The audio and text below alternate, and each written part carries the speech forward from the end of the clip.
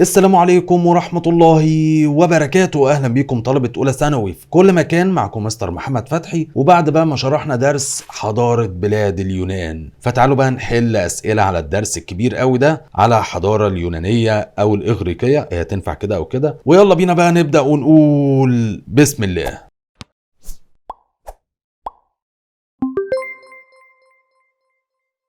نقول بقى بسم الله ونبدأ بأول حاجة، وهي الأسئلة الاختياري رقم 1. يوجد ارتباط وثيق بين كل من الحضارتين المنوية اللي هي بتاعت جزيرة كريت والمصرية القديمة، ويرجع ذلك إلى عدة عوامل أبرزها إيه اللي بيخلي جزيرة كريت بتاعت الحضارة المنوية أو كريت يكون ليها علاقة مع الحضارة المصرية. أكيد طبعا إنها قريبة من مصر، يعني ألف الموقع الجغرافي.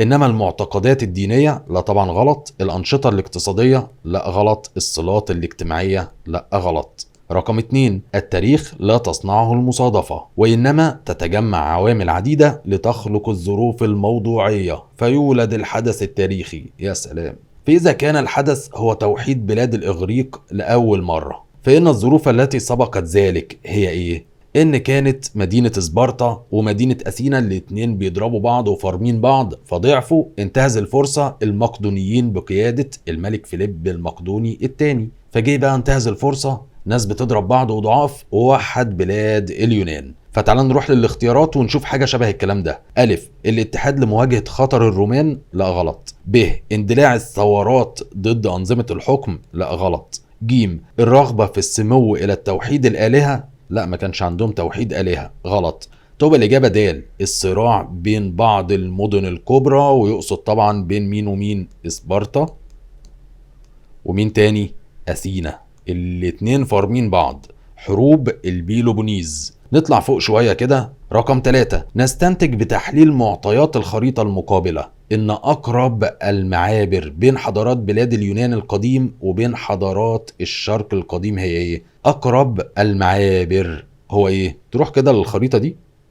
تمام. حضارات الشرق أهي فينيقيا، وعندك مصر هنا أهو.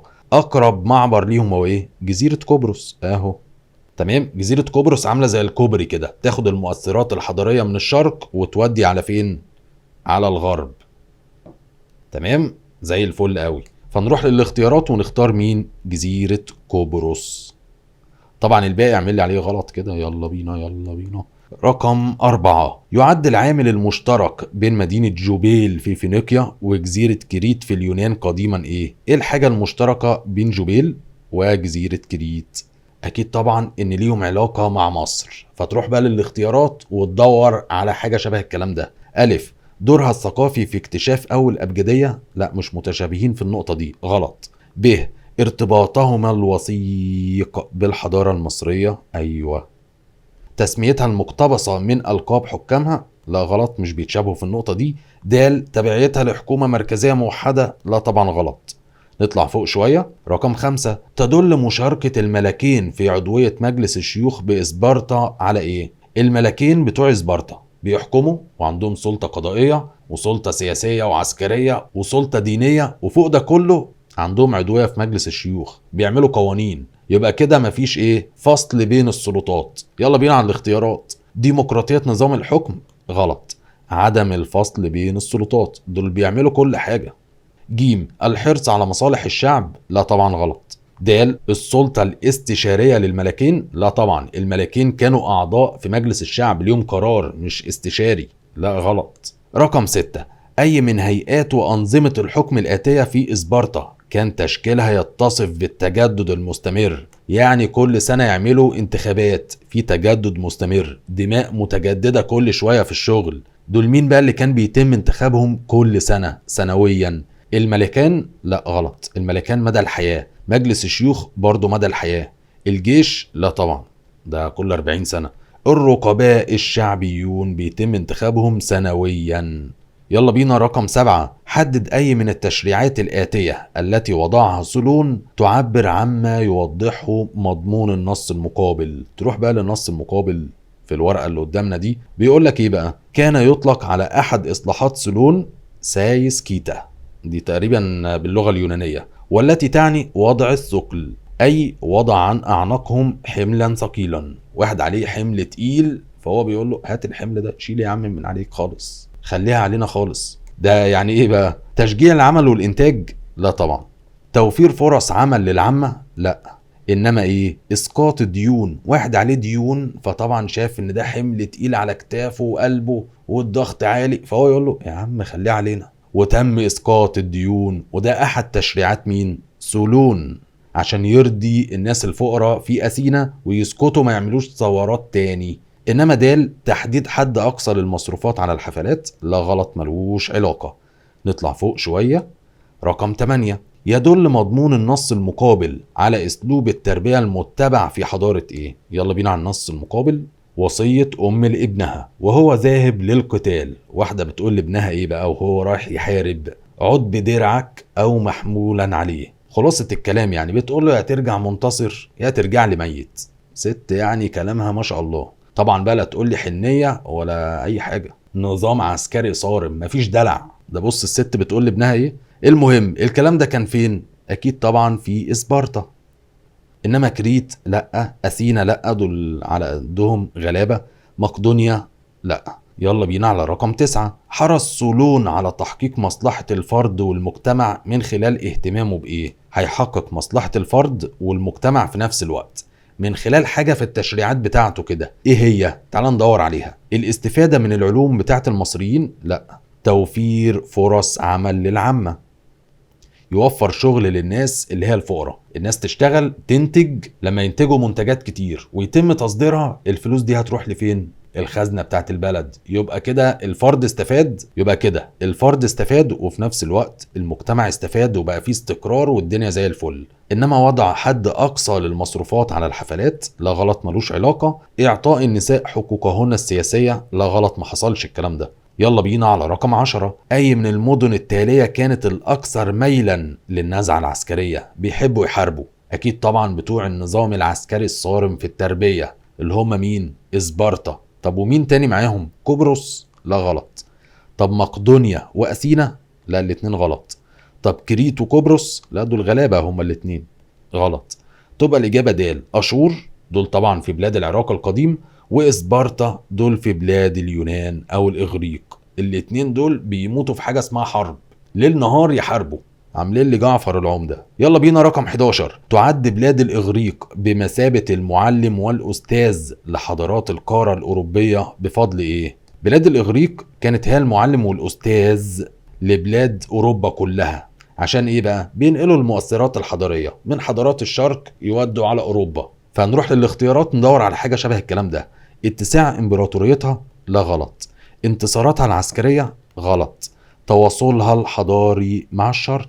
هي دي الإجابة الصح. إنما دال تأثير العقيدة الدينية في حضارتها؟ لا غلط. نطلع فوق شوية. رقم 12.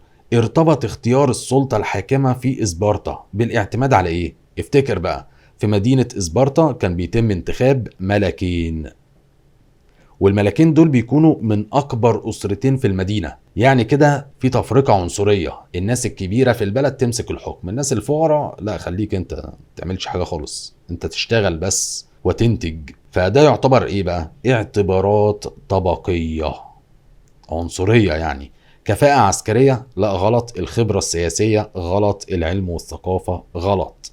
يلا بينا رقم 13. يستدل من تحليل معطيات الخريطة التي أمامك أن أولى مناطق أوروبا تأثرا بحضارات بلاد الشرق القديم تمثلت في المناطق الواقعة في إيه بقى؟ أول منطقة في أوروبا اتأثرت بحضارات الشرق موجودة فين؟ بص بقى، قبرص لسه قايلينها من شوية، وده بسبب الموقع الجغرافي بتاعها انها قريبة قوي من حضارات الشرق. بلاد فينيقيا هنا ومصر هنا. تمام. يبقى لو انت في اوروبا اهو، ده كده الاتجاه ايه؟ جنوب غربي؟ لا، جنوبها الشرقي اللي هو قبرص. انما شمالها الغربي؟ لا غلط. شمالها الشرقي؟ لا غلط. رقم 14. يمثل مجلس الشيوخ في إسبارتا في الوقت الحالي ايه؟ بص بقى، مجلس الشيوخ بتاع إسبارتا اللي بيتكون من 30 عضو شغلته يعمل قوانين تشريعات يعني. ده بيشبه ايه دلوقتي؟ الحكومة المحلية؟ غلط. بيشبه مجلس النواب. اللي بيعمل تشريعات وقوانين. انما الحكومة المركزية غلط. مجلس الوزراء لا غلط. نطلع فوق شوية. رقم 15 كل من الآتي كان يساهم في صنع القرارات في إسبرطة باستثناء مين؟ مين اللي مش بيعمل قرارات في إسبرطة؟ الملكان؟ لا طبعا غلط. دول بيشاركوا في صنع القرارات لما بيدخلوا في مجلس الشعب، فغلط. الجمعية الشعبية؟ لا، الجمعية الشعبية لها كلمة، بتصوت بالرفض أو القبول على القوانين. مجلس الشيوخ؟ لا غلط، له كلمة، بيعمل قوانين. إنما الرقباء الشعبيون دول بيراقبوا بس، ملهمش في إصدار القرارات خالص. رقم 16 يعد العامل المشترك بين سقوط حكم الأشوريين بالعراق والنظام الأرستقراطي بأثينا إيه؟ إيه الحاجة المشتركة بين الأشوريين والنظام الأرستقراطي في أثينا؟ إن الاتنين عملوا إيه؟ تأثر بالتدخلات الخارجية؟ لا غلط. الحروب والنزاعات الداخلية؟ غلط. سوء استغلال الموارد المتاحة. الأشوريين أهملوا استغلال الموارد، وده يعتبر سوء استغلال لما انت تهمل الموارد كده وتسيبها تبوظ. والنظام الارستقراطي أسرف في استخدام الموارد فأفقر الشعب، فالناس عملت ثورة. فالمشترك ما بين الاتنين هو سوء استغلال الموارد، واحد بيهملها والتاني بيعمل استنزاف. إنما تدخل رجال الدين في الحكم لا غلط. رقم 17 عمل كل من سولون وحمورابي على تحقيق الاستقرار الاجتماعي من خلال ايه؟ افتكر بقى، سولون بتاع أثينا وحمورابي الاتنين كانوا بيعملوا قوانين، يعني تشريعات. فنروح للاختيارات وندور على حاجة شبه الكلام ده. ألف الاهتمام بالنواحي العسكرية؟ غلط. السعي لبناء إمبراطورية؟ غلط. إصدار التشريعات الإلزامية، قوانين كله يلتزم بيها وإلا هيتعاقب. د بناء نهضة زراعية؟ لا غلط. يلا بينا نطلع فوق. رقم 18 جاء في تشريعات سولون توفير فرص عمل للعامة. في ضوء مضمون العبارة السابقة كان الهدف الرئيسي لسولون من ذلك ايه؟ عايز يوفر فرص عمل للناس اللي هي الفقيرة عشان يشتغلوا ويتلهوا في الشغل ويبطلوا يعملوا مظاهرات وثورات، والبلد بقى يكون فيها استقرار والناس بقى الدنيا تمشي. فكده سولون الهدف الرئيسي من الكلام ده ايه؟ مواجهة طبقة الأغنياء؟ لا غلط. دعم الاستقرار السياسي، بيرضي الناس عشان تتلهي في الشغل ويخلص بقى من الفوضى والمظاهرات اللي حاصلة والثورات دي. إنما جيم حل مشكلة الديون الخارجية؟ لا غلط. ده القضاء على الأرستقراطية؟ لا غلط. رقم 19 كانت بمثابة صوت العذاب لجيرانها بسبب سياستها الخارجية. ينطبق مضمون العبارة السابقة على حضارة ايه؟ مين الحضارة اللي كانت عاملة زي البلطجية لدرجة انه بيقولك صوت عذاب لجيرانها؟ يعني عاملين مشاكل مع جيرانهم، محدش عارف ياكل ولا يشرب معاهم. هم مين؟ بتوع النظام العسكري الصارم في التربية. جعفر العمدة. كريت؟ لا. أثينا؟ لا. إسبارتا، الناس بتوع إسبارتا دول كانوا قارفين الناس اللي حواليهم. مقدونيا؟ لا غلط. رقم 20 ركزت إصلاحات بيركليس للوصول إلى الديمقراطية في بلاد اليونان على إيه؟ افتكر بقى، بيركليس لما انضم للعامة قال لهم خلي بالكم، التربية الاجتماعية بتاعت الأخلاق بقى والناس اللي هي المحترمة ده السبيل لارتقاء أثينا. فركزت كده إصلاحات بيركليس على إيه؟ يلا على الاختيارات. تحقيق نهضة اقتصادية شاملة؟ غلط. الاهتمام بالجوانب العلمية والثقافية؟ غلط. التركيز على التربية العسكرية الصارمة؟ غلط. إنما دال الارتقاء بمستوى القيم والأخلاق. رقم 21 تمثل السبب الرئيسي في تغير نظم الحكم في أثينا للوصول إلى الديمقراطية في إيه؟ إيه الحاجة الرئيسية، السبب الرئيسي إن نظام الحكم في أثينا يتحول ويبقى ديمقراطي؟ إن الجماعة الأرستقراطيين سيطروا على كل الموارد بتاعت الدولة وعملوا استنزاف ليها، فالناس بقت فقيرة فعملت ثورة، فالحكام ابتدوا يردوهم عشان يوقفوا بقى اللي بيعملوه ده ويبقى فيه استقرار في البلد. فنروح للاختيارات وندور على حاجة شبه الكلام ده. إن الحكام بيرضوا الشعب. الحرية والديمقراطية السائدة؟ لا غلط. ب تأثر أثينا بالحضارات المجاورة؟ لا غلط. ج قوة الطبقة الأرستقراطية؟ لا غلط. د توجهات السلطة الحاكمة، إنهم بيحاولوا إيه؟ إرضاء العامة اللي هم الناس الشعب يعني الفقراء عشان يوقفوا المظاهرات والثورات ويكون في استقرار. يلا بينا نطلع فوق. 22 الأخلاق وحفظ الأمن شيئان أساسيان في حياة الشعوب. في ضوء مضمون العبارة السابقة، كانت إقامة العدالة في إسبرطة من اختصاص مين؟ مين اللي بيقوم بإقامة العدالة؟ يعني له سلطة قضائية، بيحكم يعني في المحكمة. ده مين؟ الجيش؟ لا غلط. مجلس الشيوخ؟ لا غلط. الجمعية الشعبية؟ لا غلط. إنما مين؟ الرقباء الشعبيون كان ليهم سلطة قضائية، فمن شغلتهم كده إقامة العدالة. 23. سافر سولون إلى مصر بعد تخليه عن حكم أثينا للاستفادة من إيه؟ راح يستفيد من إنجازات الحضارة المصرية. نروح على الاختيارات ونشوف حاجة شبهها. المكانة الاقتصادية لمصر؟ غلط. المهارة العسكرية للمصريين؟ غلط. الخبرات السياسية للمصريين؟ غلط. إنما إيه؟ التفوق العلمي للمصريين، راح يستفيد من إنجازات الحضارة المصرية. 24. الثراء المادي يكون حافزا للسيطرة على السلطة السياسية. تحقق ما يعبر عنه مضمون المقولة السابقة بوضوح في إيه؟ يعني الناس بقى اللي هي عندها ثراء مادي أغنياء قوي، فده بيساعدهم إنهم يوصلوا لإيه؟ السلطة السياسية، إنه يكون حاكم. الكلام ده حصل فين؟ في أشور؟ لا غلط. فينيقيا؟ غلط. إسبرطة. في إسبرطة، إنه كان بيتم اختيار الملكين من أكبر أسرتين في المدينة. أكيد طبعا أكبر أسرتين يعني أغنى أسرتين، إنما أكاد لا غلط. نطلع بقى فوق شوية كده. 25. أي الحضارات الآتية في بلاد اليونان قديما تميز نظامها السياسي برفض فكرة الحكم المطلق الفردي؟ حضارة إيه؟ حضارة إيه اللي كانت بترفض فكرة الحكم المطلق الفردي؟ يعني ما تحكمش لوحدك، احكم ومعاك واحد تاني، يكونوا ملكين. ده الكلام ده في مدينة ايه؟ جزيرة كريت؟ غلط. مدينة سبارتا، لسه قايل لك عليها من شوية. مدينة أثينا في بداية ظهورها؟ لا طبعا، ده كان نظام ملكي واحد بس اللي بيحكم، مش ملكين. في بداية ظهور أثينا كان ملك واحد بس اللي بيحكم، فردي. دال حضارة مقدونيا بعد حروب البيلوبونيز؟ لا، ده كان ملكي فردي، خلي بالك، فتبقى غلط. يلا بينا. 26. تزامنت أحداث الحرب الموضحة بالصورة المقابلة مع إيه؟ تروح بقى للصورة المقابلة. شايف حاجة؟ أنا مش شايف حاجة، بس أنا شايف في ناس بتفرم في بعض كده. تمام. المهم يعني مكتوب تحت صورة تخيلية لحرب البيلوبونيز اللي كانت بين أثينا وإسبرطة. تمام. الحرب دي بقى تزامنت مع إيه؟ يلا بينا على الاختيارات. تحول أثينا من النظام الملكي إلى الأرستقراطي؟ لا غلط. وصول الديمقراطية في أثينا إلى ذروتها؟ أيوة، ذروتها يعني قمتها. ليه بقى؟ لأن حروب البيلوبونيز قامت وكان بيحكم أثينا في الوقت ده واحد اسمه بيركليس.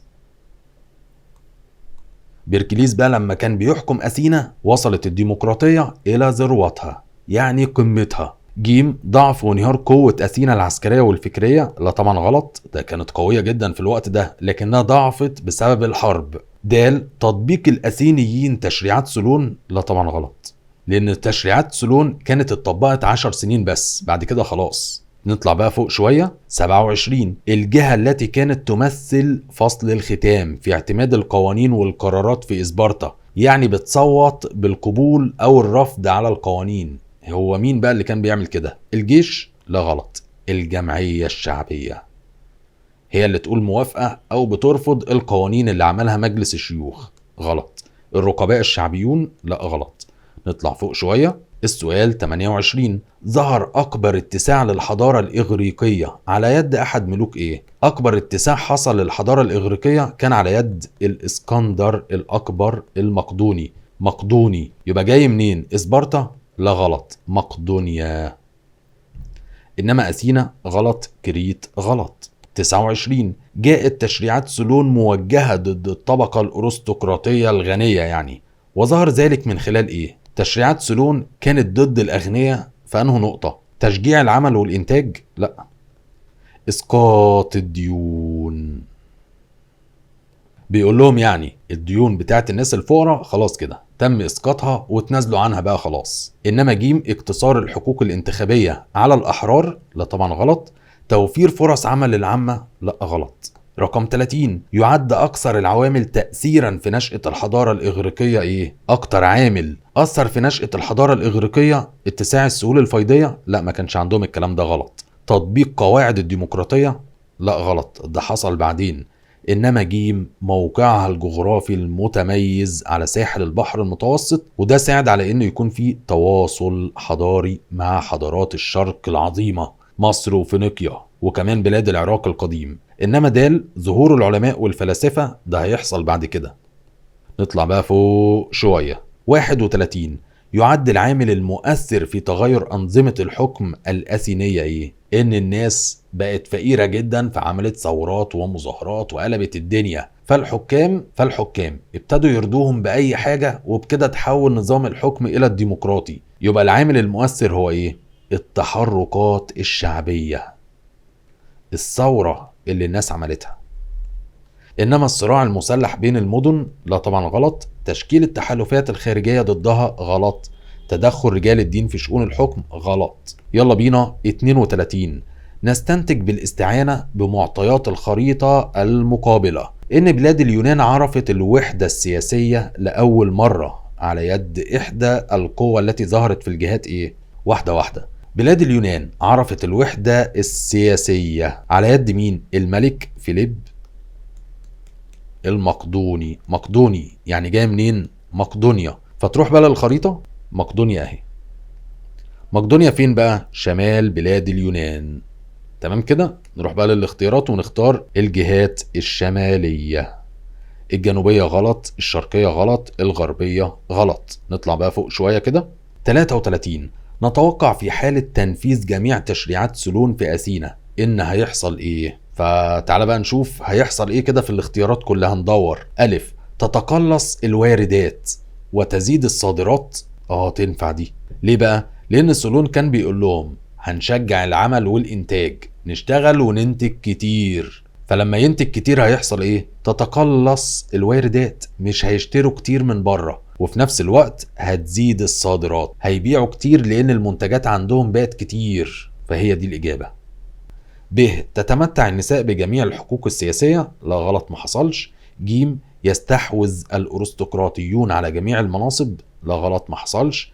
د، ترتفع مكانة العامة والعبيد السياسية. لا طبعا، هيفضلوا زي ما هم تحت. 34، تشابهت عوامل سقوط كل من اسبارتا واثينا مع عوامل سقوط مدينتي ايه؟ بص كده باختصار. اسبارتا واثينا ضربوا بعض في حروب البيلوبونيز وده اضعافهم. الكلام ده شبه مين في بلاد العراق القديم؟ السومريون، اللي قعدوا يضربوا بعض فضعفوا وسقطوا. فنروح للاختيارات وندور. اور ولجش، دول من المدن السومرية، يعني شبه اسبارتا واثينا لما ضربوا بعض. نينوى واشور؟ لا غلط. بابل واكاد؟ غلط. جوبيل وسومر؟ لا غلط. 35، استطاعت مقدونيا السيطرة على بلاد اليونان قديما وقد ساعدها على ذلك ايه؟ ان اثينا وسبارتا كانوا بيضربوا بعض فضعفوا، فجه الملك فيليب المقدوني وسيطر عليهم بكل سهولة. يبقى كده مقدونيا استطاعت انها تسيطر على كل بلاد اليونان وساعدها على ذلك ايه؟ الطبيعة الجبلية لبلاد اليونان؟ لا غلط.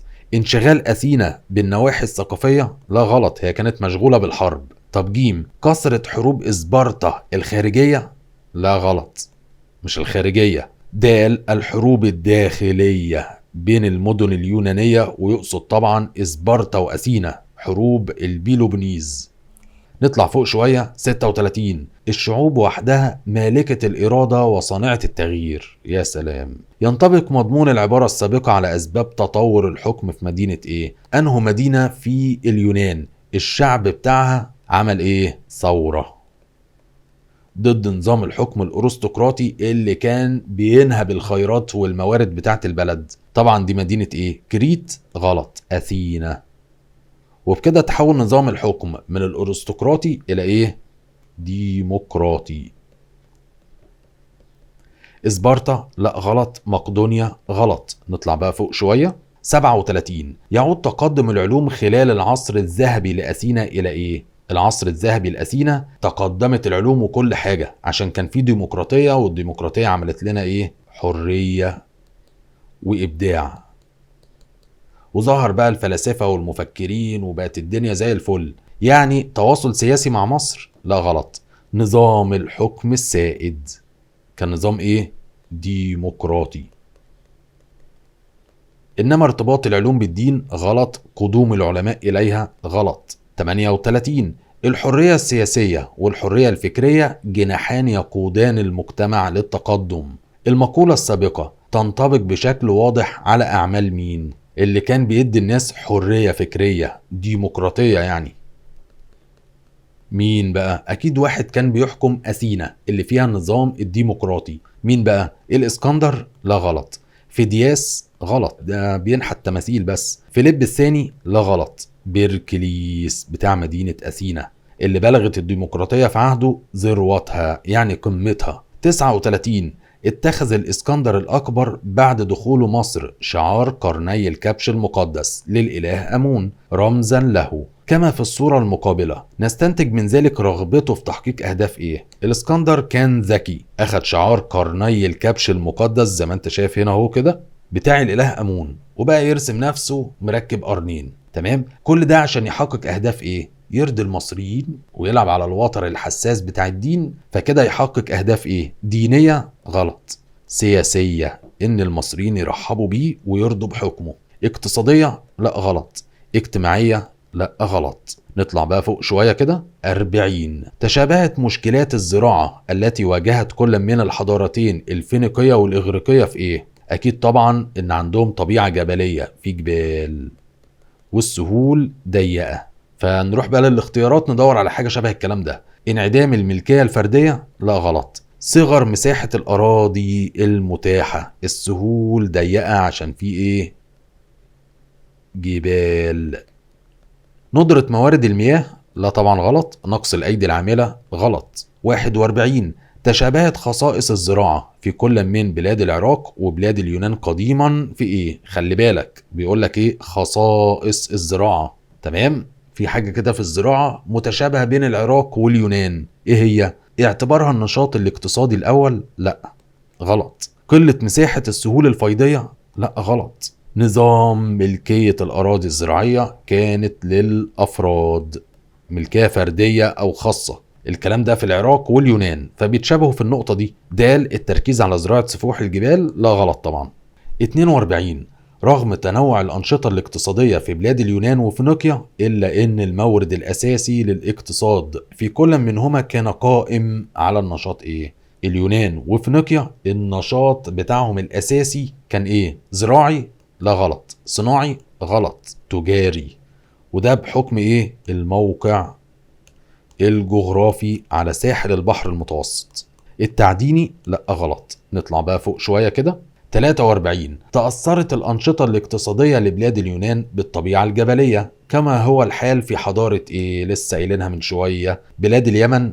لا غلط. بلاد العراق القديم؟ غلط. مصر الفرعونية؟ غلط. فينيقيا. الموضوع شبه بعض قوي اليونان وفينيقيا، فعشان كده كانوا بيشتغلوا بحرفة ايه؟ تجارة. موقع بحري. 44. عند تحليل مظاهر الحضارة لمدينة أثينا نجد انها تتفق مع اقرب الحضارات القديمة لها من جهة الشرق من حيث ايه؟ يقصد جهة الشرق اللي هي فينيقيا.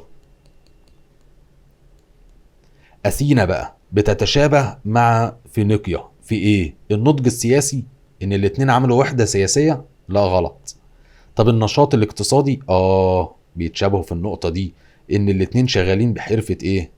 تجارة، وده بسبب الموقع البحري على ساحل البحر المتوسط. جيم. تطبيق الديمقراطية؟ لا طبعا غلط. أثينا كانت ديمقراطية انما فينيقيا شبه ديمقراطية. طب القوة العسكرية؟ لا طبعا غلط. يلا بينا. 45. يتضح من خلال دراسة تطور الاقتصاد الإغريقي إن الصناعات ذات الأولوية لمواطني إسبرطة تمثلت في صناعة إيه؟ افتكر مدينة إسبرطة التربية فيها نظام عسكري صارم، ناس بتاعت حروب، فأكيد أكتر حاجة هيكونوا مهتمين بيها صناعة إيه؟ وسائل النقل البحري، يعملوا سفن؟ لا غلط. ده بقول لك ناس بتحارب. نبيذ وزيوت، يعملوا خمرة وزيت؟ لا غلط. أدوات الري والزراعة؟ لا غلط. إنما الصناعة الأساسية والأولى عندهم صناعة السيوف وأدوات القتال عشان يعرفوا يحاربوا كويس. نطلع فوق شوية. 46. كان الموقع الجغرافي سببا في الازدهار الاقتصادي في كل من بلاد اليونان وفينيقيا. نستدل من مضمون ما تعبر عنه العبارة السابقة إن الصناعة المشتركة بينهم هي صناعة إيه؟ الصناعة المشتركة بين اليونان وفينيقيا هي صناعة إيه؟ السفن، عشان يقدروا يشتغلوا بحرفة إيه؟ التجارة. إنما الأسلحة لأ غلط. ورق البردي غلط طبعا. الثياب المزخرفة لا طبعا غلط. نطلع بقى فوق شوية كده. 47. ترتب على الموقع الجغرافي لأثينا قديما إيه؟ الموقع الجغرافي لأثينا إنها على ساحل البحر المتوسط، فترتب على كده إيه بقى؟ قيام النظام الديمقراطي في الحكم غلط ملوش علاقة. الاهتمام بالجيش والأسطول غلط ملوش علاقة. ازدهار النشاط التجاري عشان على ايه؟ ساحل البحر المتوسط. انما الاعتماد على الزراعة بشكل اساسي لا طبعا غلط. 48. حققت مصر خلال العصر المتأخر بعض المكاسب من التواصل الحضاري مع الإغريق في المجالات ايه؟ طيب واحدة واحدة وافتكر. مصر خلال العصر المتأخر كان لها علاقات مع الإغريق وفي تواصل حضاري. الإغريق كانوا بيجوا مصر يشتغلوا جنود مرتزقة، وده كده حاجة ايه؟ عسكرية. طب ايه كمان؟ كان بيجي فنانين وصناع وحرفيين من اليونان اللي هم الإغريق يقعدوا في مصر، وده أدى لارتقاء وتطور حرفة صناعة الزجاج وكمان الفخار. ده كده يعتبر حاجة ايه؟ صناعة، والصناعة دي تبع ايه؟ الاقتصاد. يبقى كده مصر استفادت من التواصل مع الإغريق في حاجتين، مجال عسكري ومجال اقتصادي. نروح بقى للاختيارات وندور على حاجة شبه الكلام ده. ألف سياسية والدينية، لا الاتنين غلط. طيب ب الاقتصادية صح والدينية لا غلط، بقى الاختيار كله غلط. طب ج العسكرية صح والثقافية لا غلط، يبقى كله غلط. طب د مفيش غيرها، اقتصادية صح وعسكرية صح، يبقى هي دي الإجابة الصح. بس كده. 49. ظهر مفهوم عالمية الحضارة الإنسانية على يد مين؟ مين اللي كان عايز يعمل مبدأ كده عنده في دماغه إن العالم وطن واحد، عايز يخلي العالم كله دولة واحدة؟ ده مين ده؟ الإسكندر الأكبر. وعشان كده بدأ يحارب الفرس ويستولي على الولايات الفارسية واحدة ورا التانية. سولون غلط. فيليب المقدوني غلط. بيركليس غلط. 50. يرجع السبب الرئيسي لاستيراد اليونانيين قديما الحبوب من الحضارات الشرقية إلى تأثرهم بالظروف إيه؟ إيه اللي ما كانش بيخلي اليونانيين يزرعوا حبوب فكانوا بيشتروها من مصر وفينيقيا؟ إيه الظروف إيه بقى؟ السياسية لا غلط. الاجتماعية غلط. الطبيعة بتاعتهم جبلية والسهول ضيقة ومساحتها قليلة قوي. الاقتصادية لا غلط. نطلع بقى فوق شوية. 51. مثلت الموسيقى عاملا مهما في حياة اليونانيين ايه؟ طبعا الموسيقى كانوا بيستخدموها في إقامة الشعائر الدينية، يعني ليها علاقة بالحياة ايه؟ العقائدية. عقائدية يعني دينية. إنما اقتصادية غلط. أدبية غلط. سياسية غلط. 52. يواجه الإنسان خلال حياته العديد من العقبات، وقد سعى الإغريق قديما لتحليل ودراسة تلك العقبات بواسطة جهود مين؟ مين اللي كانوا بيقعدوا يفكروا في تحليل كل شيء وإعمال عقلهم في كل شيء؟ مين دول؟ الفلاسفة والمفكرين بتوع مدينة أثينا. المشرعين والمؤرخين غلط. رجال الدين والعلماء غلط. السياسيين والشعراء غلط. 53. تعد أعمال هوميروس من أفضل ما أنتجته الحضارة الإغريقية لأنها إيه؟ افتكر، هوميروس كان بيكتب الإلياذة والأوديسيا، ودي بتهتم بنشر التراث البطولي والمعارك بتاعة بلاد اليونان والأبطال بقى بتوعهم. يعني كده بقى تعتبر أعمال هوميروس إيه؟ تعد مرجعا مهمة للعلوم الإغريقية؟ لا مش للعلوم، غلط. طيب ب سجلت تاريخ الفنون الإغريقية؟ لا مش فنون، هو بيتكلم على معارك وحروب. يبقى ج وثقت الأعمال العسكرية للإغريق. إنما د رسمت صورة صادقة للمجتمع الإغريقي؟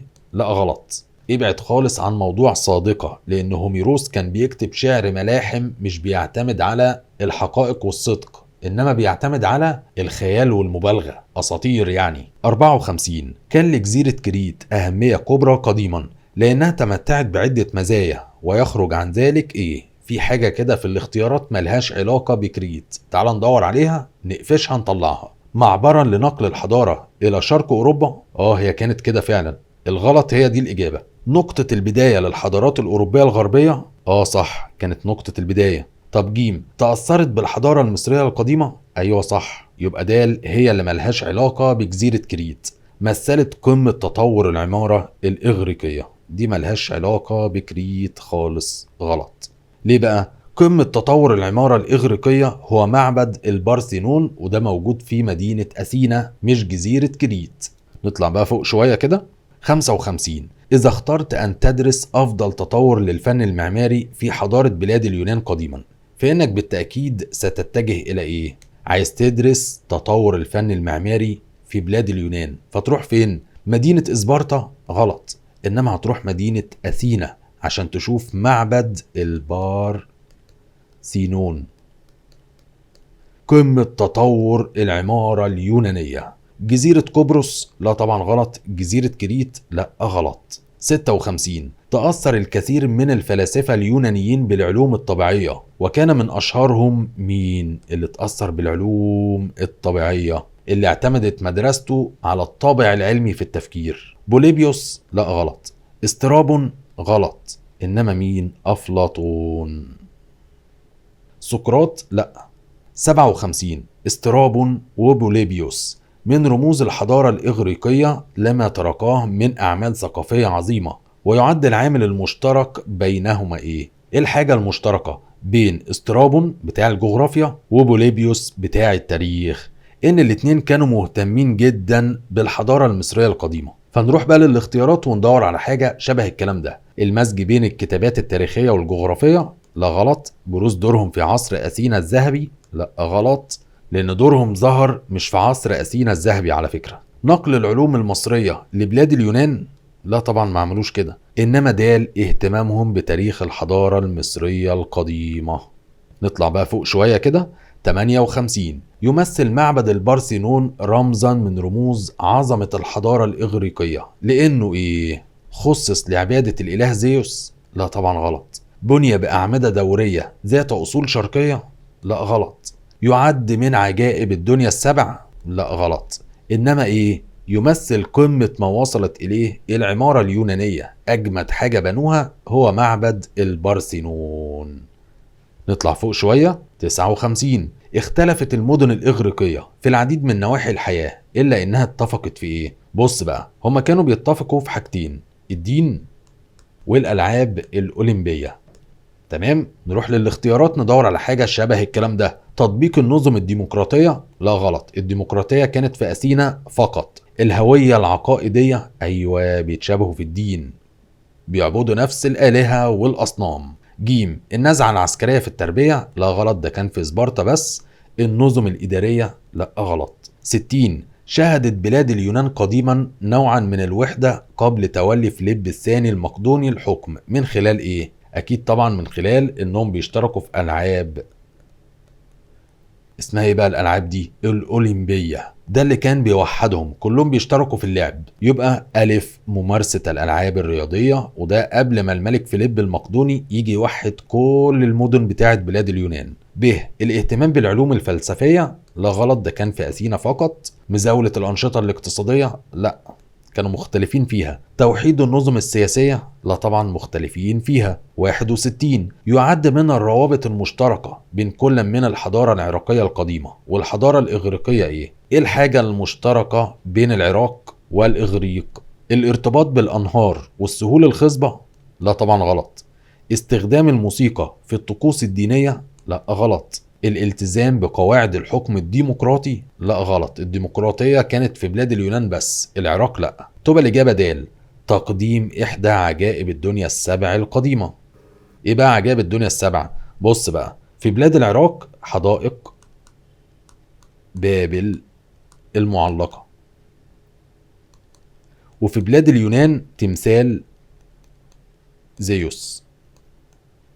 تمام كده. نطلع بقى فوق شوية. 62 يمثل ما تعبر عنه الصورة المقابلة أحد أهم المظاهر الحضارية لسكان بلاد الإغريق قديما، وكان أهم ما يميز تلك الألعاب إنها إيه؟ طبعا لما تروح للصورة دي بيقولك شعار الألعاب الأولمبية حاليا ال5 دواير دول. ماشي، ايه بقى اللي بيميز الالعاب الاولمبيه؟ مثالا للتواصل بين الاغريق والفينيقيين؟ لا، فينيقيين لا. ب تشبهت بالرياضه المصريه القديمه؟ لا طبعا غلط. ج جمعت بين المظهر الروحي والترفيهي؟ ايوه، هي دي الاجابه الصح، لان كانوا بيعملوها في مدينه اولمبيا، وكانوا بيعتقدوا ان الالهه قاعدين فوق جبل اوليمبوس. د استمرت منذ ظهورها دون انقطاع؟ لا طبعا غلط. 63 يعد العامل المشترك بين العقيدة الدينية في كل من الحضارة الفينيقية والحضارة الإغريقية إيه؟ المشترك في الدين بين فينيقيا والإغريق تقديس الحيوانات والطيور؟ لا طبعا غلط. السمو إلى توحيد الآلهة؟ لا طبعا غلط. توحيد الآلهة ده حصل في مصر بس. تجسيد المعبودات بصورة بشرية، بيتخيل ان المعبودات شبه البشر فبيعمل لهم تماثيل شبه البشر بالظبط. الاعتقاد في الثواب والعقاب؟ لا طبعا غلط. كده الحمد لله خلصنا الاسئله الاختياري وطلع روحنا تمام. نخش بقى على الحلويات، الاسئله المقالي والمشاوي والحاجات بقى الجامده دي. يلا بينا. 64 اية صحه العباره الاتيه تاريخيا؟ اثر النظام العسكري الصارم في اسبارتا على حياتهم الاجتماعيه؟ دلل بقى. فانت هتقول حيث انعكس النظام العسكري الصارم في التربية على كافة مجالات الحياة السياسية والاجتماعية وكمان الفكرية والثقافية. بس كده. 65 استنتج أهم القيم التي أكدت عليها تشريعات سولون في أثينا. تشريعات سولون بقى أكدت على إيه بقى؟ أهمية العمل، وكمان العدالة الاجتماعية،